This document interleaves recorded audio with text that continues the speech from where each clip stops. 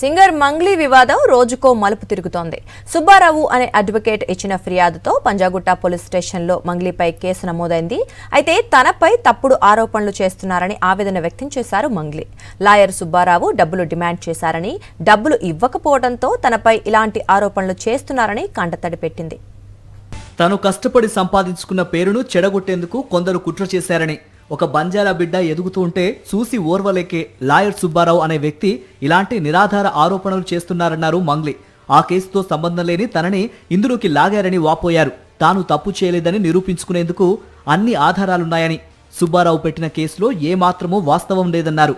తన తమ్ముడు మంచివాడని, తాము ఎవరిని మోసం చేయలేదని తెలిపారు సింగర్ మంగ్లీ. నేను మీడియా మిత్రులకు నేను ఒకటే కోరుకుంటున్నా, దయచేసి ముందు వెనక వెరిఫికేషన్ చేసుకొని పోలీస్ వాళ్ళని కూడా అడిగి, దయచేసి నేను సోషల్ మీడియా నుంచి వచ్చా, నేను సోషల్ మీడియానే నాకు శాపంగా మారుతుందని నేను ఏ రోజు కూడా అనుకోలేదు. నేను ఒక ఆడపిల్లని, దయచేసి చెప్తున్నా, ఇందులో నా ఇన్వాల్వ్మెంట్ ఉంటే మళ్ళీ చెప్తున్నా, మీరు ఏం చేసినా నేను పడ్డానికి సిద్ధం, నేను ఎక్కడికైనా వస్తాను. కానీ అనవసరంగా నన్ను దయచేసి బ్లేమ్ చేయకండి, ముందు వెనక తెలుసుకోకుండా. ఇందులో నా ఇన్వాల్వ్మెంట్ 1% కాదు కదా, 0% కూడా లేదు. ఆయన జస్ట్ ఫేమస్ అవ్వడం కోసమే నాతో మాట్లాడాడు కూడా, నువ్వు వస్తేనే నేను మాట్లాడతాను అని చెప్పి. ప్రతి ఒక్కరిని కూడా ఆయన అట్లనే అప్రోచ్ అవుతున్నారు. సెలబ్రిటీస్ని నేను కనుక్కున్నాను కూడా, ప్రతి ఒక్క సెలబ్రిటీ ఇదే చెప్తున్నారు. రిటర్న్ డబ్బులు ఇచ్చి మరీ ఇంటర్వ్యూ చేయించుకుంటాడట ఆయన. అంత పిచ్చి ఉంది ఆయనకి. ఆయన ముందు వీడియోలు వినండి. అండ్ ఈ కేసు సిఐడిలో ఆల్రెడీ నడుస్తుంది, 1 year నుంచి నడుస్తుంది. 3 years నుంచి వాళ్ళు ఈ దందా నడిపిస్తున్నారంట. వాళ్ళందరూ కూడా బాలాజీ నాయక్, మధు నాయక్, ఇంకెవరెవరో, హేమకాంత్ రెడ్డి, ఇంకోరు ఎవరెవరో ఉన్నారు. వాళ్ళంతా గొలుసు కట్టులా ఉన్నారు వాళ్ళు.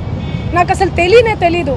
అన్యం పుణ్యం ఎరగని మమ్మల్ని, నన్ను, నా ఫ్యామిలీని దయచేసి రోడ్డుకి ఇచ్చి, మీడియా మిత్రులారా మేము మళ్ళీ చెప్తున్నాం, న్యాయం ఎవరి వైపు ఉంటే వాళ్ళ వైపు ఉండండి దయచేసి. తనపై ఆరోపణలు చేసిన సుబ్బారావు అనే వ్యక్తి తనను 10 లక్షల రూపాయలు డిమాండ్ చేశారన్నారు మంగ్లీ. అడిగినంత డబ్బులు ఇవ్వకపోతే తన పరువు తీస్తానని బెదిరించాడన్నారు. డబ్బులు డిమాండ్ చేసిన సమయంలో రికార్డ్ చేసిన వీడియోలు తన దగ్గర ఉన్నాయని, వాటిని పోలీసులకు ఇచ్చినట్లు తెలిపారు. ఈజీగా ఫేమస్ అవ్వాలనే నీచపు ఆలోచనతో ఇంత దారుణానికి పాల్పడ్డ సుబ్బారావును న్యాయపరంగానే ఎదుర్కొంటానన్నారు మంగ్లీ.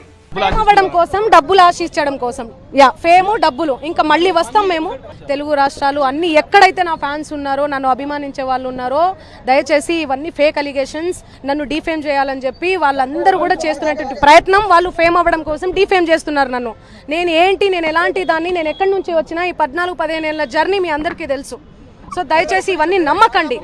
సుబ్బారావు డిమాండ్ చేసిన 10 లక్షల రూపాయల వీడియో ఇప్పుడు ఈ కేసులో కీలకంగా మారింది. మంగ్లీ వివరణతో పాటు ఇచ్చిన ఆధారాలను బట్టి అడ్వకేట్ సుబ్బారావుపై పోలీసులు ఎలాంటి చర్యలు తీసుకుంటారో వేచి చూడాలి. సాక్షి టీవీ ప్రసారాలను నిలిపివేయడం చట్టరీత్యా నేరం. సాక్షి టీవీ ప్రసారాల కోసం మీ స్థానిక కేబుల్ ఆపరేటర్ని వెంటనే సంప్రదించండి.